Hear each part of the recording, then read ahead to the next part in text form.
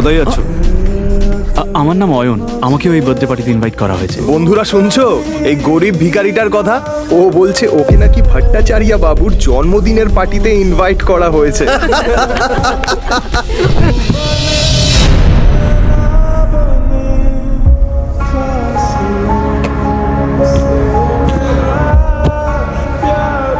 Rusha baby, চলো বাড়ি যাই। বেবি? রুষা, তুমি এই ভিখারিটাকে চেনো নাকি? কই না তো। Who the hell are you? এটা শুনি অয়ন অবাক হয়ে যায়। এর আগেও রুষা অনেকবার অয়নকে অপমান করেছে। রুষা, চলো এবার বাড়ি যাই। এ ভিখারি, বেরো এখান থেকে। সিকিউরিটি, একে ঘাড় ধাক্কা দিয়ে বের করে দাও। ঠিক সেই সময়ই বার্থডে বয় ভট্টাচার্য সেখানে হাজির হয়, আর তার নজর গিয়ে পড়ে অয়নের উপর। অয়ন তার জন্মদিনে এসেছে এটা দেখে সে অবাক হয়ে যায়। অয়ন রয় চৌধুরী স্যার, আপনি আমার পার্টিতে এসেছেন? আমার তো বিশ্বাসই হচ্ছে না আপনি আমার পার্টিতে এসেছেন। আমি তো ধন্য হয়ে গেলাম sir. Please please please please please please আসুন স্যার, প্লিজ আসুন। এই দৃশ্যটা দেখা মাত্রই রুষা আর বাকি সবার মাথা খারাপ হয়ে যায়, কিন্তু অয়ন কোনো কথা না বাড়িয়ে ওখান থেকে চুপচাপ বেরিয়ে যায়। বাইরে গিয়ে সে রুষার জন্য অপেক্ষা করতে থাকে। পার্টি শেষ হওয়ার পরে রুষা যখন বেরোয় সে পুরো মাতাল।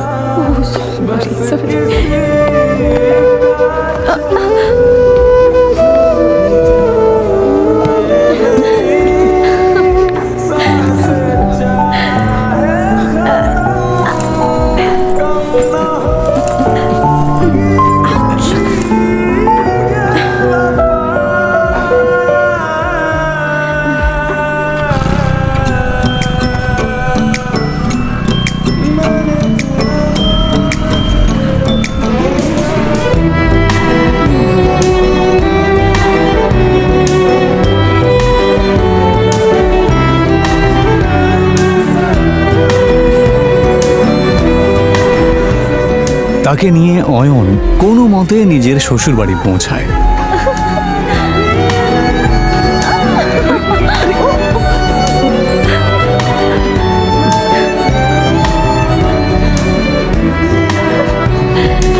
অয়ন শ্বশুর বাড়িতেই ঘর জামাই হয়ে থাকত, আর এই বিষয়টা নিয়ে সবাই ঠাট্টা করত।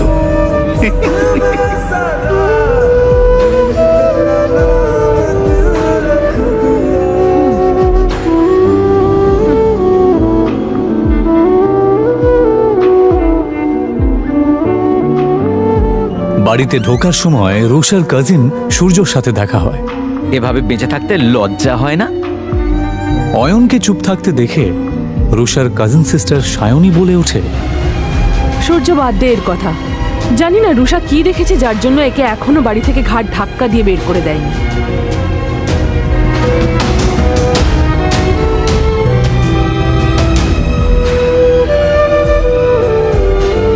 অয়ন প্রায় প্রত্যেক দিনই শ্বশুর বাড়িতে এই ধরনের কথা শুনত। ওর এইসব কথা শোনার অভ্যেস হয়ে গেছিল। ওরা সবাই এই রকম ব্যবহার করলেও ও এদেরকে ক্ষমা করে দিত, কারণ ও রুষাকে সত্যিই খুব ভালোবাসত। নে খা।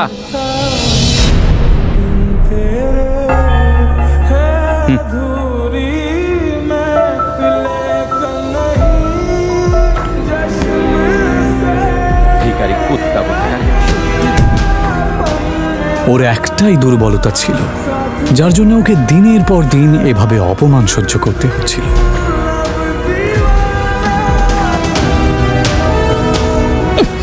আমাকে নিয়ে যত ঠাট্টা করার করে নাও, যেদিন তোমরা আমার সত্যিটা জানতে পারবে সেদিন তোমাদের মাথা খারাপ হয়ে যাবে।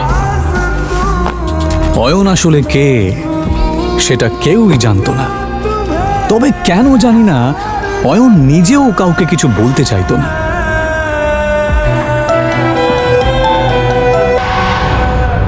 ওকে শুধুমাত্র শ্বশুর বাড়ির লোকেরাই নয়, এমনকি শাশুড়িও পর্যন্ত অপমান করত। উনি রুষা আর অয়নের ডিভোর্সও করিয়ে দিতে চেয়েছিলেন।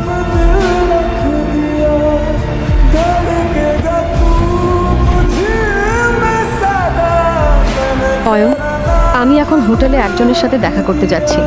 তুমি কিন্তু কাউকে বলবে না যে তুমি আমার স্বামী, বুঝেছো? কিন্তু রুষা, অয়ন, তুমি ভালো করেই জানো যে ভেতরে যারা আছেন তারা কত বড় লোক। ওরা যদি জানতে পারেন যে আমার স্বামী একজন গরিব কাঙ্গাল, তাহলে আমি কাউকে মুখ দেখাতে পারবো না। অয়ন নিজের স্ত্রী রুষার কথা শুনে চুপ করে যায়। এটা প্রথমবার নয় যখন রুষা তার দরিদ্র স্বামীকে অপমান করছে। এর আগেও অয়নকে অনেকবার সে অপমান করেছে। রুষার বাড়ির লোক অয়নের সাথে একটা কুকুরের থেকেও খারাপ আচরণ করত, কিন্তু অয়ন কারোর কথায় মন খারাপ করত না, কারণ সে তার স্ত্রী রুষাকে পাগলের মতো ভালোবাসত। আজ রুষা তার ছোটবেলার বন্ধু রূপালী এবং আরও কিছু বড়লোক বন্ধুদের সাথে হোটেলে দেখা করতে যাওয়ার সময় অয়নকে সচেতন করছিল। অয়ন, শেষবারের মতো বলছি, ভেতরে গিয়ে কোনো সিন ক্রিয়েট করবে না। ঠিক আছে, তুমি হোটেলের ভেতরে বড়লোক বাবার বখাটে সন্তান প্রেম সেন, রাজ বোস এবং পারাস আগরওয়াল বসেছিল। আসলে তারা রূপালীর বন্ধু হলেও রুষাকে দেখার পর এবং তার রূপ দেখার পর অবাক হয়ে যায়। এটা কে রূপালী? ও আমার বেস্ট ফ্রেন্ড রুষা। অয়নের জামা কাপড় দেখে নাক মুখ মেকিয়ে পারাস জিজ্ঞেস করে, আরে সুন্দরীর সাথে বাঁধব থাকে রে। আর ঠিক তখনই অয়ন বলে ওঠে, নমস্কার, আমার নাম অয়ন। আরে হ্যাঁ, মনে পড়েছে, রুষা সিংহ। তার মানে আপনি অয়ন, যার সাথে রুষার বাবা সিদ্ধার্থ সিংহ ওনার মেয়ের বিয়ে দিয়েছেন। কি ঠিক বললাম তো রুষা? প্রেম আর পারাস যেই বুঝতে পারে যে এই গরিব লোকটা আসলে এই সুন্দরী মেয়েটার স্বামী, তখন রুষাও তাদের সাথে আর ফ্লার্ট করতে পারে না। কিন্তু তারপর তারা তিনজনে মিলে অয়নের দারিদ্রতা নিয়ে ঠাট্টা করতে থাকে। আচ্ছা অয়ন দাদা, আমি শুনেছি আপনি নাকি একটা ব্যাংকে চাকরি করেন। তা কত টাকা স্যালারি পান? এই তিনটে ছেলে সমানে অয়নকে অপমান করছিল আর হাসছিল। 12,000 মতো পাই। কত বলেন? 12,000। কখনো কখনো বোনাস পেলে 15,000 মতো হয়ে যায়। আচ্ছা অয়ন দাদা, আপনি চাইলে কাল থেকেই জয়েন করতে পারেন। তারা কাকে জব অফার করছিল? অয়নকে। ও চাইলে তাদের তিনজনকেই কিনে ফেলতে পারত। অয়ন যে আসলে অয়ন রয় চৌধুরী এটা কেউই জানতো না। এমনকি রুষা এবং তার বাড়ির লোকেরাও এটা জানতো না যে এই গরিব অয়ন আসলে কে। অয়নও যেহেতু এই আসল সত্যিটা কাউকে জানাতে চায় না, তাই সে এমনভাবে এই পরিস্থিতিটা সামলালো যে কেউ কিছু বুঝতেই পারল না। ও বলল, ধন্যবাদ মিস্টার আগরওয়াল, আপনার অফারটা সত্যি খুবই ভালো। আপনি যে আমার জন্য এতটা ভেবেছেন, এই জন্য আপনাকে ধন্যবাদ জানাই। তবে সত্যি বলতে আমি গয়নাগাটির ব্যাপারে বিশেষ কিছু জানি না। এদিকে রুষা অয়ন আর রূপালীর বড়লোক বন্ধুদের মাঝের কথোপকথন শুনে রেগে যায়। আরে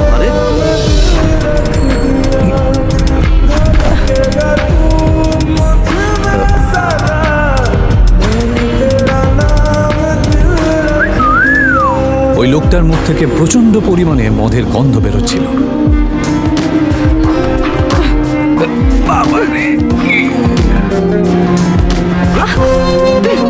দেখে তো মনে হচ্ছে ভালোই এনার্জি আছে। অসভ্য লোক, তোর সাহস কি করে হয় আমার সাথে এসব কথা বলার? ছেড়ে দাও আমাকে। এই দাঁড়া দাঁড়া বলছি। কি বললি? আমি অসভ্য? আগে নিজেকে দেখ, বেশি নাটক করিস না, বুঝেছিস? ছেড়ে দে আমাকে। রুষা এবার কোনো কিছু না ভেবে লোকটার গালে একটা সপাটে চড় মেরে দেয়।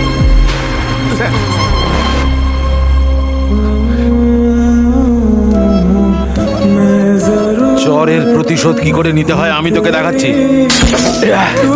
রুষা কোনো কিছু বুঝতে না পেরে ভয়ে চোখটা বন্ধ করে নিলেও সেই ভাঙা বোতলটা তাকে ছুঁতেও পারে না। রুষা দেখে যে একটা হাত সেই বোতলটাকে তার কাছে আসতেও দেয়নি।